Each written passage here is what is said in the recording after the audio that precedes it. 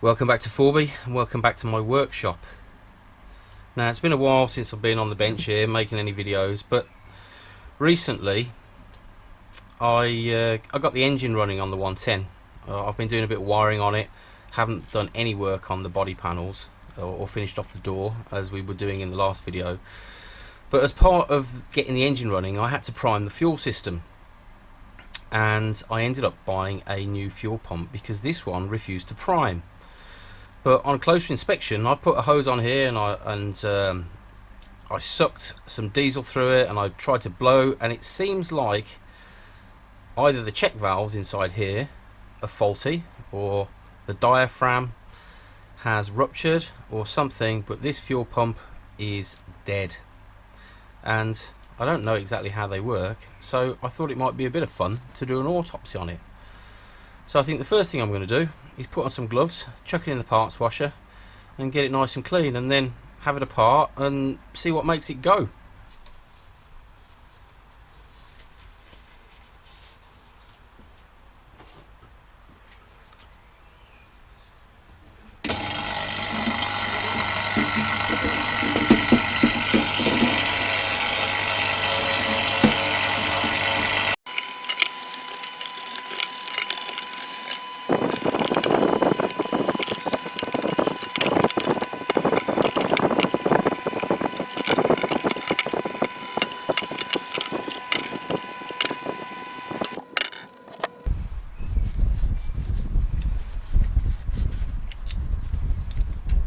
So we just ran this through the parts washer and just wiping off the excess cleaning solvent that I use, and the first thing I notice is the letters AC made in England on the side, so I'm guessing that this is the original pump.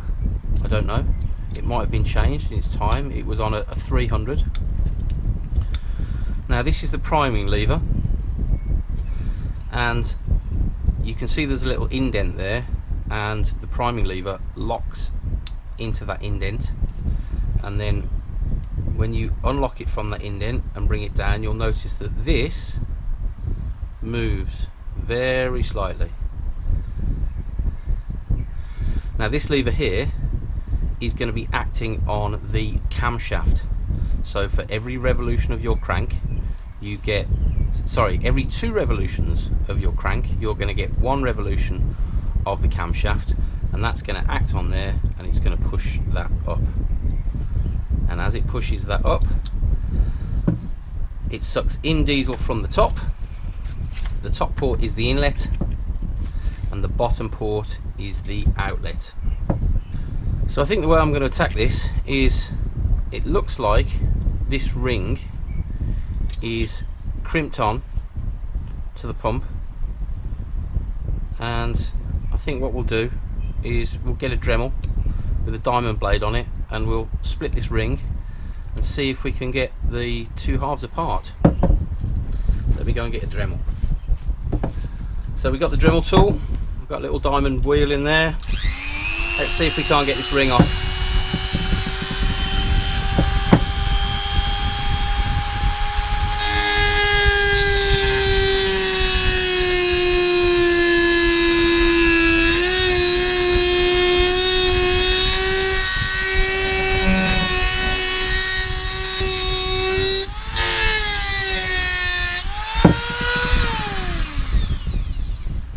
Junk, utter junk.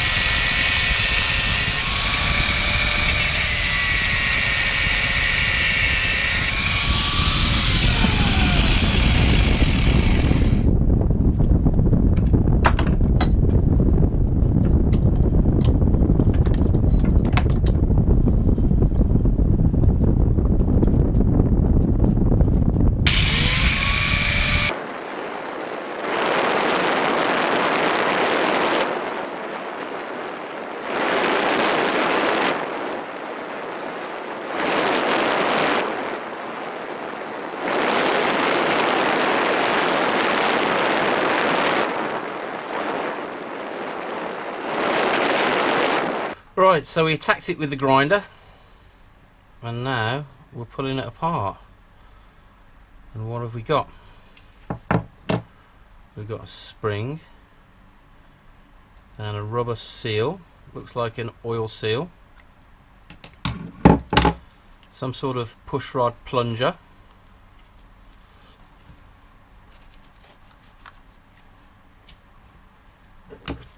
and a rubber diaphragm, and in the top here look to be the check valves. Now I've got a feeling that either the check valves were porous or the diaphragm was porous, because this pump wasn't pumping. It's certainly not going to be pumping now. This looks very similar to what you find in the top of your fuel pump, the Bosch VE fuel pump, where the fuel pin goes in underneath. It's a very similar looking diaphragm. And you can see here a whole load of muck, I imagine. Hold on, take my gloves off.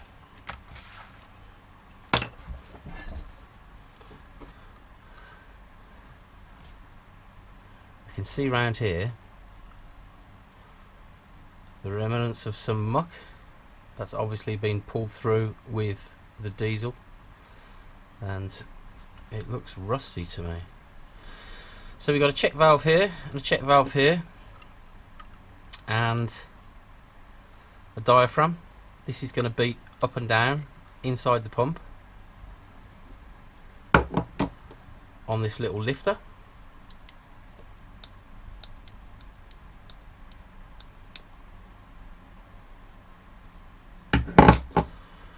We've got a spring to keep some tension on the diaphragm, and a couple of oil seals, and these check valves. I wonder if we can get into those. That one is quite obviously, when you look at it, the outlet, because the rubber is on the backward side of it, and this one looks to have some sort of pressed washer over the top of the rubber. I can just make out the rubber in underneath there. Let's see if we can prise it off.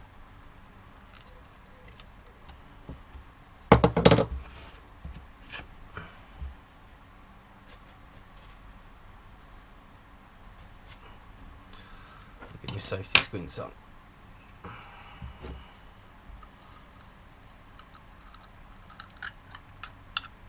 Okay, so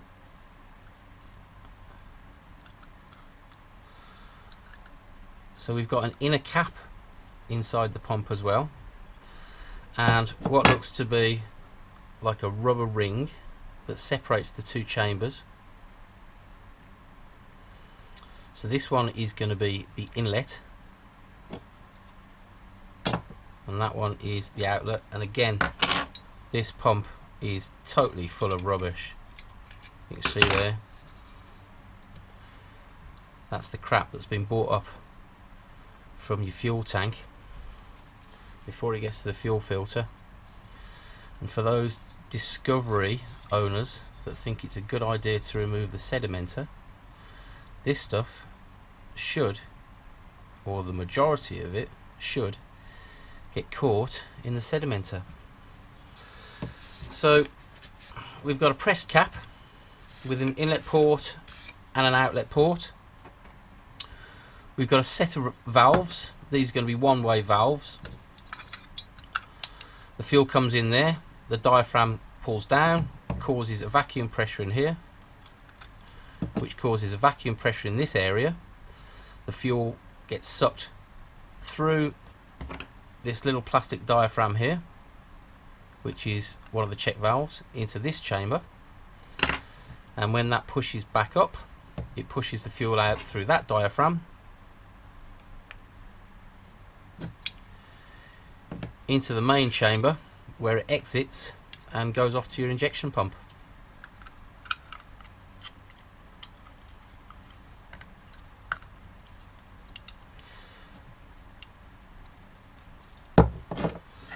So on this end we've got the priming lever, and if you look here, the priming lever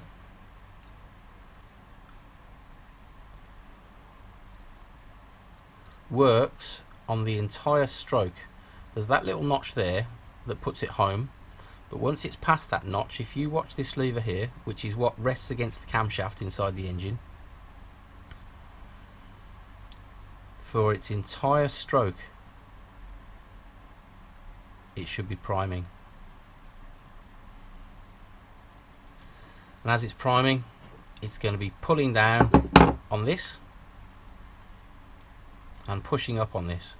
So this thing is going to vibrate up and down in that sort of manner every time the engine turns a revolution.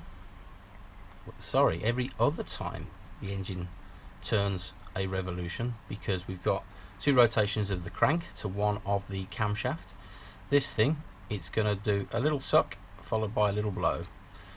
So these check valves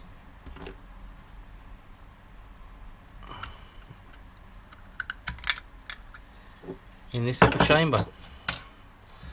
Now I saw somewhere on a forum, I'm not going to say which forum it was, where somebody said that you can take this fuel pump apart and maybe put a Jubilee clip round it as a repair in the field.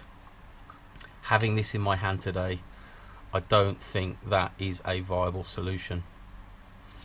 Look at this as well. There's also a little port there, and I imagine that port is to let any excess oil drip out of the pump so it doesn't essentially hydrolock on the backside of this.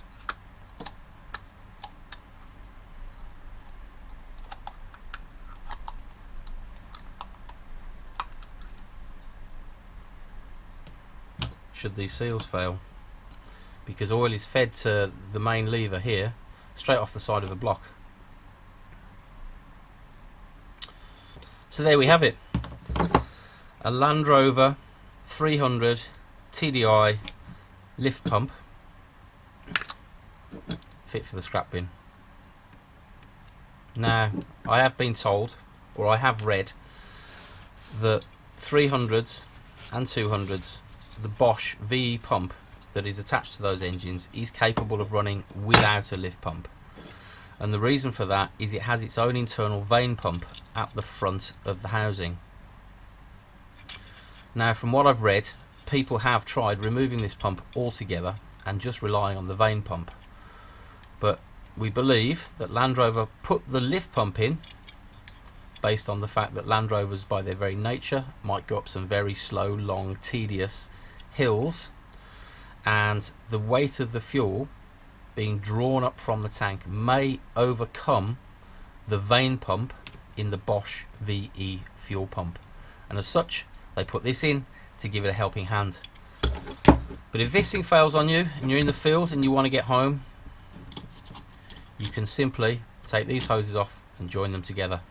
So it might not hurt to get a coupler just to throw in your toolbox.